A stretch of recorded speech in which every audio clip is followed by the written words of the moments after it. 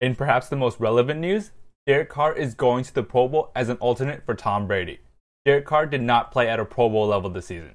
I guess his overall stats weren't terrible, and he finished with an 86.4 rating. We have to look back on this season and stop comparing it to his MVP caliber season.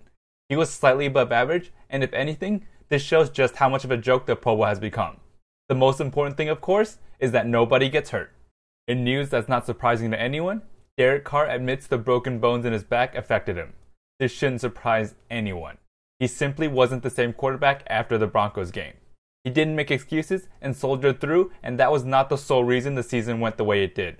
Honestly, it was a big factor for the lackluster season, but the offense was incompetent overall. I guess Derek Carr heard all of our concerns about him working with John Gruden. He said that he hopes John Gruden will be tough on him. Don't worry, Gruden will certainly be tough. Rich Gannon worried that Derek Carr doesn't have the personality to make it work. Well, they better figure this out. I personally think Derek Carr will figure it out and take the next step as a quarterback. In other news, the NFL ruled that the Raiders did in fact comply with the Rooney Rule. However, there's a rumor going around that the Raiders are pressured to sign Colin Kaepernick. I don't think there's any validity to this at all. Kaepernick hasn't been in the NFL for over a year and just doesn't fit in with the Raiders. In coaching news, Derek's brother David Carr is surprised that Jack Del Rio lasted as long as he did, mainly because of the defense.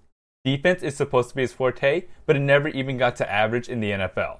I think he's an average coach overall who never would have taken Derek Carr to the next level.